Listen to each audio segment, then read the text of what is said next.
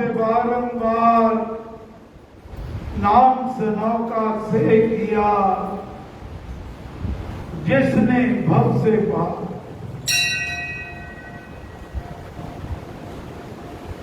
पिछले 2 रविवार से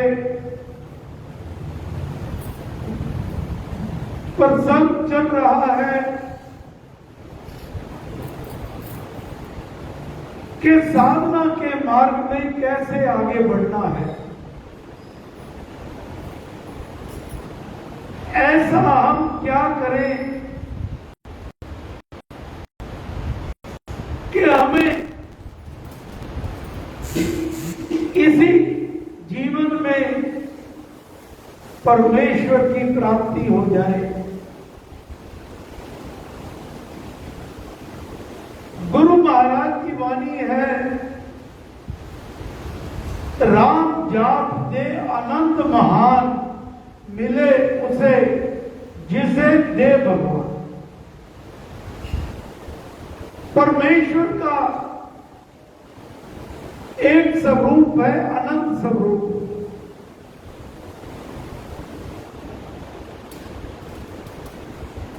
और जब हम उसके पतित पावन नाम राम राम का जाप करते हैं, तो अगर हमने कैसे पता चले कि ये हम साधना के मार्ग पर आगे बढ़ रहे हैं, तो परमेश्वर का एक रूप है, अनंत स्वरूप। जब आपको नाम जाप करते हुए आनंद आने लगे, आपकी आत्मा गदगद हो जाए, आपके भीतर चल रही मधुर झंकारें हैं, नाद है, वो आपको सुनाई देने लगे, तो समझ लेना कि आप उस परमेश्वर के समीप जा रहे हैं।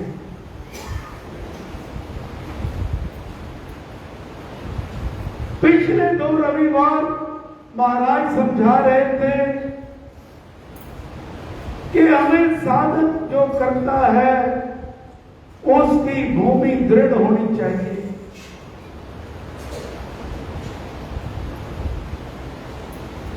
क्योंकि जिसकी भूमि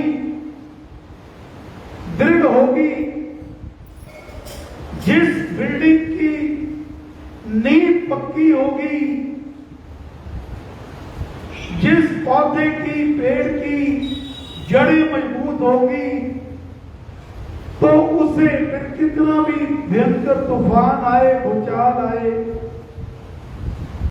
ऐसी बिल्डिंग कभी नहीं गिरती, ऐसे पेड़ नहीं गिरते। लेकिन जिनकी जड़ें ही खोखली हो जाए,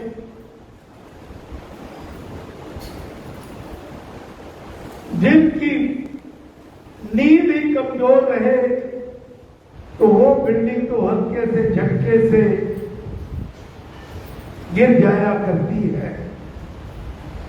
इसी प्रकार अगर हमारी साधना में हमारी भूमि कमजोर है, हमारी साधना कमजोर है, हम सही ढंग से जो गुरु महाराज ने मार्ग बताया उस मार्ग पर चलते हुए, उस विधि विधान से राम नाम का जाप नहीं करते, तो हमारी भूमि कहीं ना कहीं कमजोर रह जाएगी। और ऐसे साधक बहुत जल्दी विचलित हो जाया करते हैं, क्योंकि उनको अपने गुरुदेव पर और अपने इष्ट श्री राम पर विश्वास पक्का नहीं होता। जरा सी स्थितियां प्रतिकूल हुई, मन घबरा गया, जरा सी बात ठीक लगी तो मन अति हर्षित हो गया, भूल जाते हैं श्रीमद् भगवत गीता के भगवान की वाणी को कि साधक को, भगत को सदा समभाव में रहना चाहिए। कैसी भी परिस्थितियां क्यों ना हो, कभी विचलित नहीं होना। अपने मार्ग पर जो आपका मार्ग आपके गुरुदेव ने निश्चित कर दिया, उस मार्ग पर आगे ही बड़ी दृढ़ता से बढ़ते जाना है। आज महाराज फरमा रहे हैं साधना में प्रबल भावना। ये बड़ा इंपॉर्टेंट, बड़ा महत्वपूर्ण पहलू है साधना का।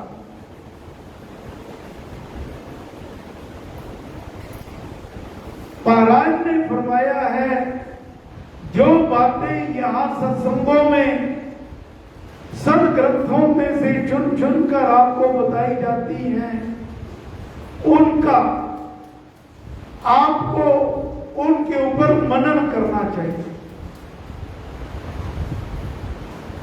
ये नहीं कि एक कान से सुना दूसरे से निकाल दिया, यहां से बाहर जाते ही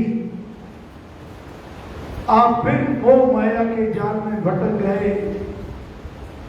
काम करना है, अपना कर्तव्य पालन करना है, लेकिन इन दिव्य वचनों को सदा स्मरण रखना। छोटी सी उदाहरण है, बच्चा मेले में गया, अगर तो उसने अपने पिता की उंगल पकड़ रखी है, फिर तो उस मेले में वह बहुत मजे लेता है, उसे आनंद आता है, मौज मस्ती करता है, जादू को देखता है, संगीत को सुनता है, जोकर को देख के खुश होता है। लेकिन जैसे ही उसकी उंगल अपने पिता से छूट जाए, फिर वही मेला होता है, वही जादू का शो होता है, वही संगीत होता है, वही मिठाई की दुकानें हैं, लेकिन उस बच्चे का उसमें जरा भी मन नहीं लगता। चिंता से इधर उधर भटकता है कि मेरा पिता कहाँ है।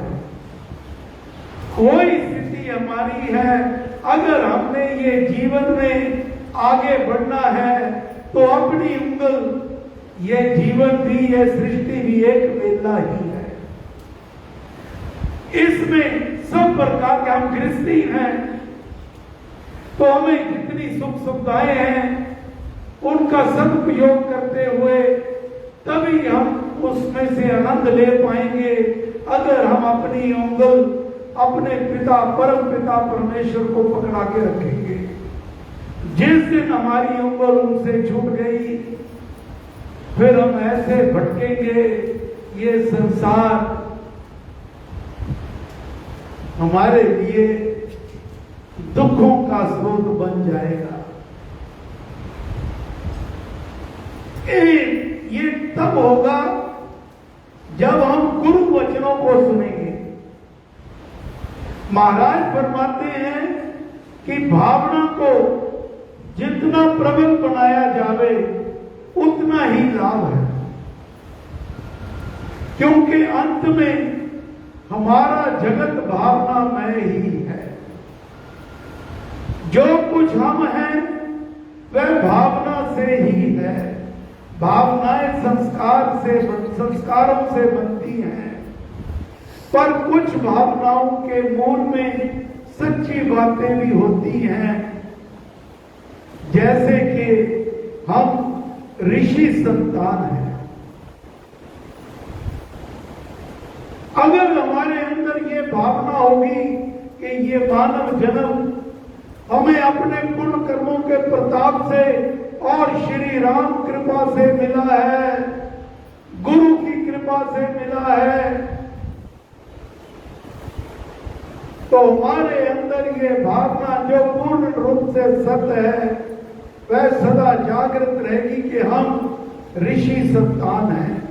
हमारे पूर्वज जो यहाँ सत्संग में बैठे हैं ये यूं ही नहीं बैठे। घरों में जो माता पिता ने संस्कार दिए, उनके माता पिता ने संस्कार दिए, उनकी कृपा से ही हम सत्संगों में जाते हैं, सदग्रंथों का स्वाध्याय करते हैं। महाराज फरमाते हैं भावना में बड़ा बल होता है, भजन पाठ में भावना प्रबल बनानी चाहिए। ये हमारे कथन का सारांश है।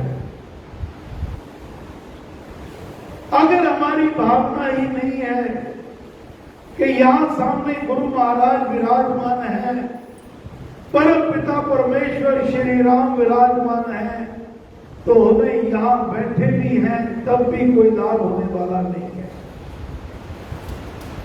जब हमें यह विश्वास हो जाएगा कि गुरु महाराज यहां साक्षात विराजमान है, प्रभु श्री राम यहां विराजमान है, और इस समय जो हम वचन सुन रहे हैं वो दिव्य वाणी है, वो अवतरित वाणी है,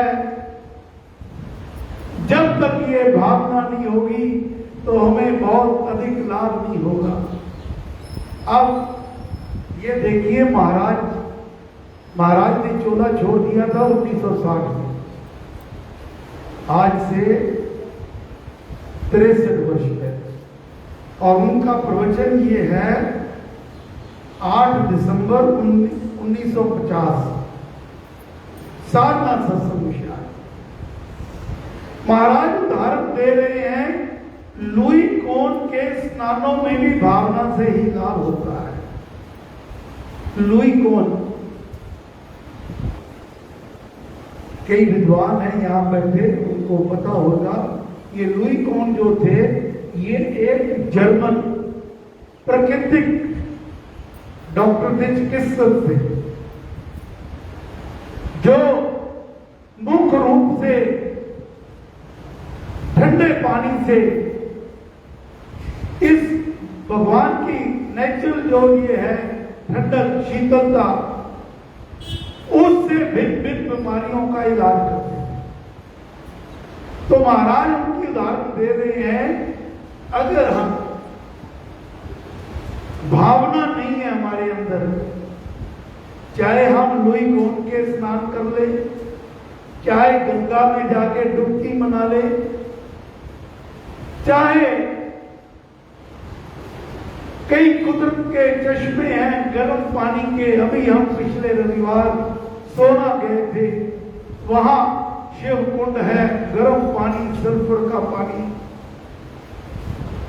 कई लोग उसको केवल देखने जाते हैं और कई भावना से उसके अंदर स्नान करते हैं। तो ऐसे अपने उदाहरण है, उनका तजर्बा है कि उससे कई प्रकार के रोग दूर हो जाते हैं।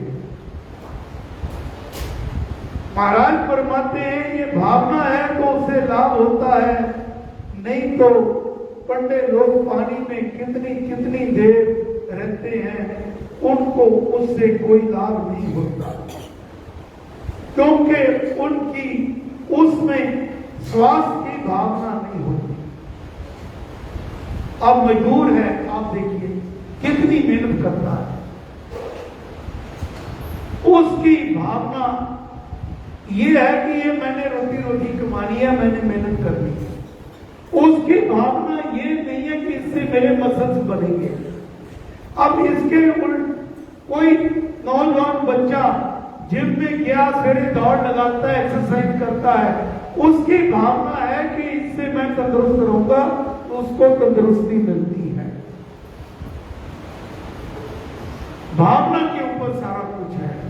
और अब महाराज इस मुद्दे पर आ रहे हैं, हम सब के लिए स्पष्ट फरमा रहे हैं। जब उपासना में बैठो, जितने भी हम यहां विराजमान है, जब जितने सैकड़ों आदमी दूर दूर ऑनलाइन भी हमारा ये बात सुन रहे हैं, मुझे पूरा यकीन है कि सभी उपासक हैं। और महाराज फरमाते हैं कि जब आप उपासना में बैठो तो समझो देवता सामने विद्यमान है और भगवत कृपा अवतरित हो रही। जब वहां यज्ञ आएगा 8 दिन जब चलेगा। जब स्थान पर आगे बैठो तो ये समझो कि प्रभु श्री राम साक्षात यहां विराजमान है, गुरु महाराज विराजमान है और श्री राम की कृपा मेरे ऊपर अवतरित हो रही है। भावना सजीव होनी चाहिए, निर्जीव नहीं। भजन ध्यान करते समय भावना लानी चाहिए कि जिस महाशक्ति का हम ध्यान करते हैं वह यहां विद्यमान है। हमें महाराज ने मार्ग बताया राम नाम का, अर्थात हमारा यह विश्वास है कि इस समय हम भगवान हमारे श्री राम का आह्वान करा है, उनका गुणगान कर रहे हैं, उनका जाप कर रहे हैं, तो महाराज फरमाते हैं ये हमें पक्का विश्वास होना चाहिए कि वह महाशक्ति यहां विद्यमान है। मैं तो जब हम कीर्तन करते हैं, महाराज स्वामी जी महाराज अपनी उदाहरण देते हैं, मैं तो जब हम कीर्तन करते हैं ऐसा अनुभव करता हूं कि वह महाशक्ति यहां विद्यमान है। और भी सज्जन हैं जो ऐसा अनुभव करते हैं, पर यह केवल भावना की ही बात नहीं है, वास्तव में वह शक्ति विद्यमान होती है। महाराज अपने अनुभव की बात बता रहे हैं कि वह महाशक्ति यहां विद्यमान होती है, पर उसका अनुभव शर्त लगा दी हर एक को नहीं होता। उसका अनुभव उसी को होगा, उसकी कृपा उसी पर होगी जिसकी भावना बहुत प्रबल होगी। यहां से शुरू किया था, वहीं पर अपनी वाणी गुरु महाराज की वाणी से विराम दूंगा।